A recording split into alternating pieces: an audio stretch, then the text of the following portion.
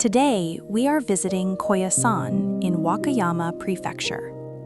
On the map of the Japanese islands, Koyasan is located here. In this video, we walk from Daimon Gate, the entrance to Koyasan, through Danjo Garan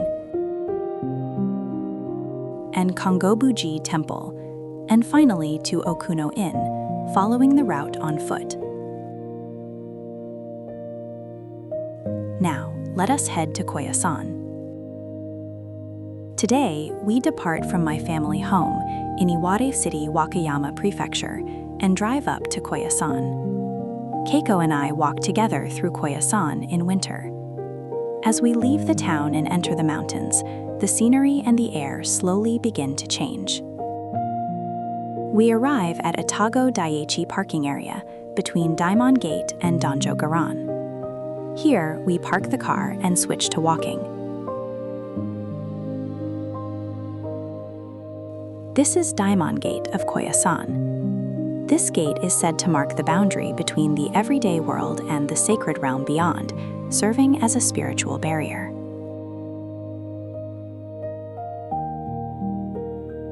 When Keiko stands in front of the gate, the difference in scale between a person and the structure comes across very naturally.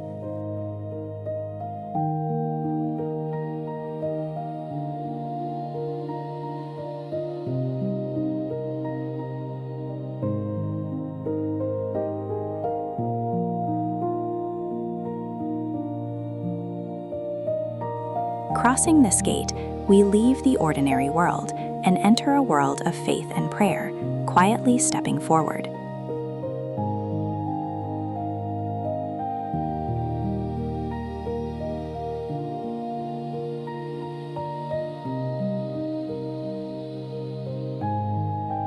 After passing through the gate, we suddenly find ourselves pausing.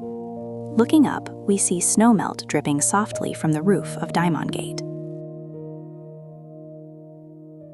Beyond that, the town of Koyasan slowly spreads out before us.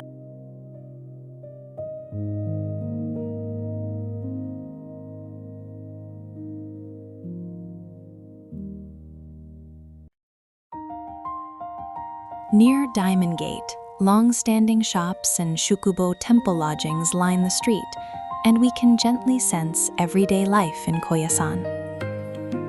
Walking a little along the street, we come to Nanpodo Honpo. Here they sell saka manju, steamed buns long loved in Koyasan.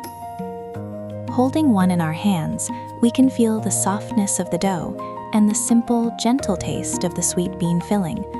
Even in a town lined with large temple buildings, these familiar flavors are part of what makes Koyasan special. From here, we walk toward Danjo Garan. The distance is not long, and as we walk while watching the townscape, it feels like a comfortable stroll. Before long, red pillars come into view. This is Chumon Gate, the entrance to Danjo Garan.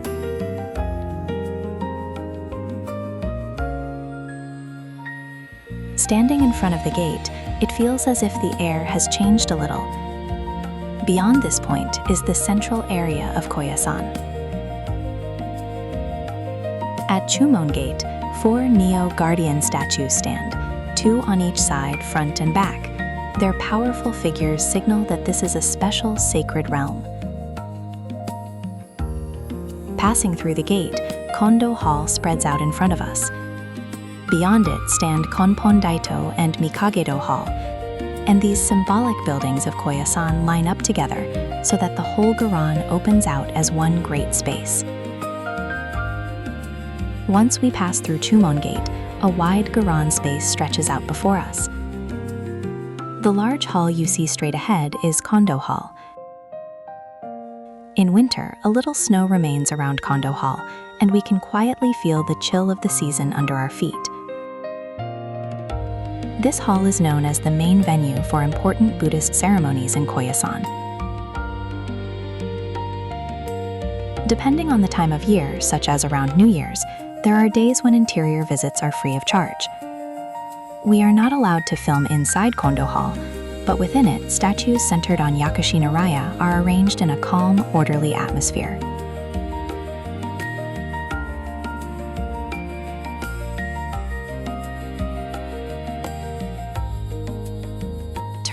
gaze to the right after leaving Kondo Hall, we see Konpon Daito, its red color especially striking. This building symbolizes the Garan of Koyasan, and as we come closer, its size and vivid colors are strongly felt. We are also not allowed to film the interior of Konpon Daito, but inside, with Dainichi Nyorai at the center, the pillars are surrounded by paintings of the 16 great bosatsu, forming a three-dimensional mandala world. Beside the pagoda, there is a bell tower, and we feel that many places of prayer are quietly arranged throughout the Garan. A little further on, we come to the omamori office. Here you can receive protective omamori charms. We also received 2 omamori. When we place them in our hands, inside the clear plastic, it feels as if the memories and wishes from walking here today settle quietly into that small space. Leaving the Garan and walking on, we see Jabara-michi path leading toward Kongobu-ji Temple. As we feel the cold under our feet, our gaze moves gradually forward, then gently upward until the winter sky spreads out quietly above. From here, we head to Kongobu-ji Temple.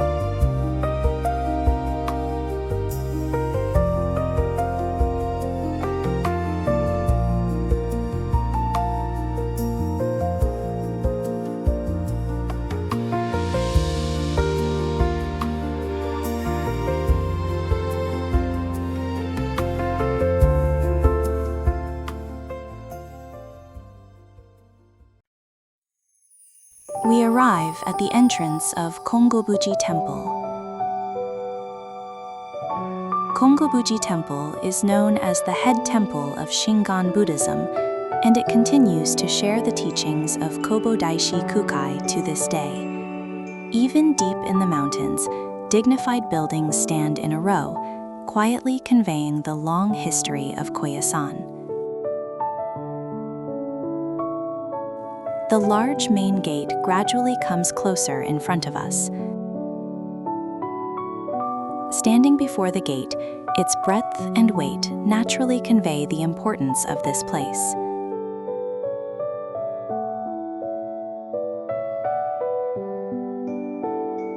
Passing through the main gate, a wide, quiet precinct opens up.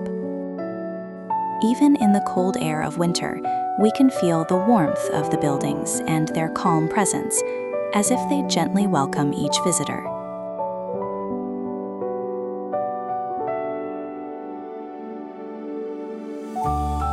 On the roof of Kongobu-ji, there are tensui-oke, rainwater cisterns placed to help prevent fires. They store the rainwater that falls on the roof, so it can be used in case of emergency. We do not usually notice them, but they show the important care that has protected the temple through the years. Walking further, we see the unfinished lattice window. There is an old idea that once something is made perfectly complete, its decline begins from there. So by leaving it slightly unfinished, they preserve the building for a longer time. After this, we also visited the interior of Kongobu-ji, but in this video, we focus mainly on the exterior. Even from the outside, we can feel the stillness of the buildings and the unique atmosphere of Koyasan. Before going on to Okunoin, we decide to have lunch.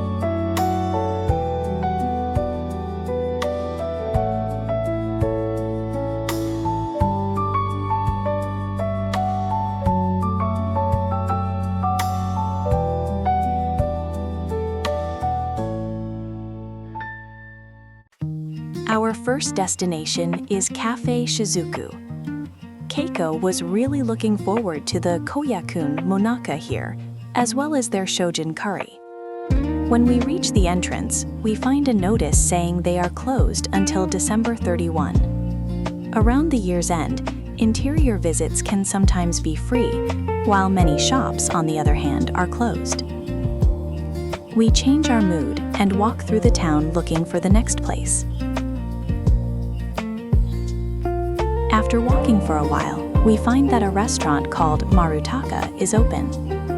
The atmosphere is calm and relaxed, so we decide to have lunch here.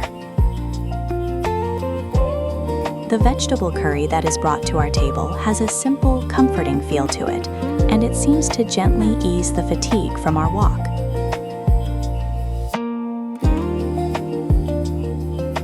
When we break open the large fried bean croquette, we find it packed with roughly crushed beans, giving a very satisfying bite.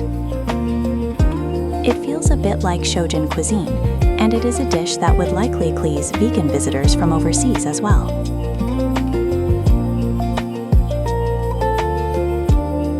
After finishing lunch, we now head to Ichinohashi Bridge, the entrance to the Okunoin approach path. We arrive at Ichinohashi Bridge. This is the entrance to the Okunoin approach path. Crossing this bridge, wrapped in a quiet atmosphere, we begin walking the path that leads to the mausoleum of Kobo Daishi at Okunoin.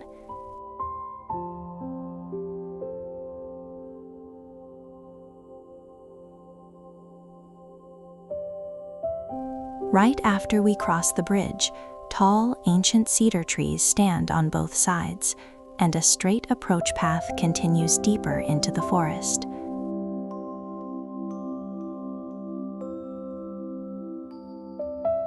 Along the way stand memorial monuments for historical figures, showing that over many centuries, Koyasan has been a place of faith for countless people. When we see the names of those who lived through the Sengoku era, we naturally feel that prayers from different ages have all been gathered here. Walking further along, we see Nakanohashi Bridge ahead of us.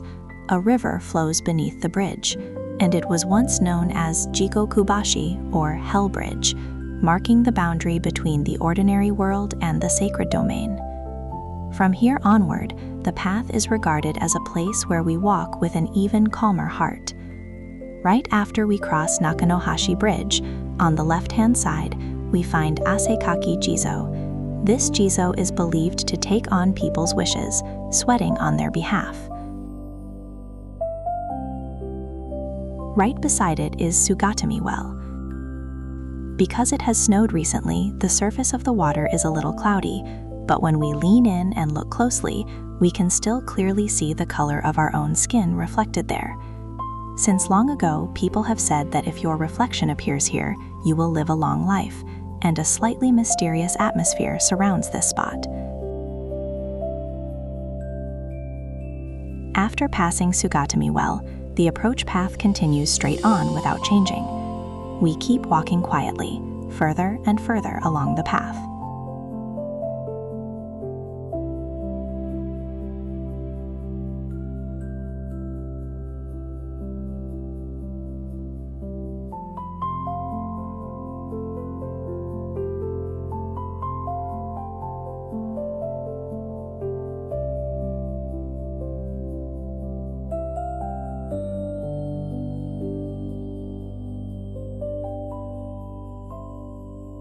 After a while, a pilgrim's office building comes into view ahead. Around this area, there are more visitors, and the flow of people increases a little. Beside the pilgrim's office stands Daikoku-ten, and we pause there to quietly join our hands in prayer. Just ahead is Mizumuke Jizo, where visitors offer water one by one, each with their own wishes in mind. Next to Mizumuke Jizo, Gobyo-bashi Village crosses the stream on the way to Okunoin. Gobyo-bashi is the entrance to the path that leads to the Gobyo Mausoleum, where Kobo Daishi is believed to continue his prayers even now, and beyond this point is regarded as the most sacred area. Filming is not permitted beyond this bridge, but we went on to Tarodo Hall and paid our respects at the Gobyo Mausoleum of Kobo Daishi. After finishing our visit and returning, we find that the path back is now in beautiful backlight, with sunlight streaming through the trees in a lovely way.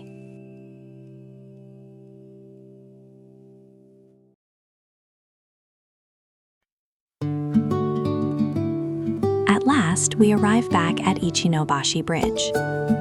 Around the bridge as well, the light is coming from the front, and a bright glow seems to wrap the entire path. In a brightness slightly different from when we came, the quiet of the approach path shows us another side of itself.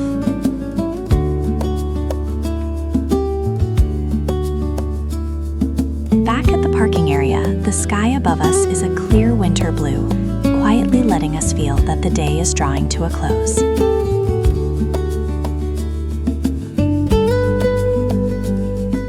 As we leave Koyasan by car, Daimon Gate slowly comes into view outside the window. Passing through this gate, we feel that today's journey has reached a natural conclusion.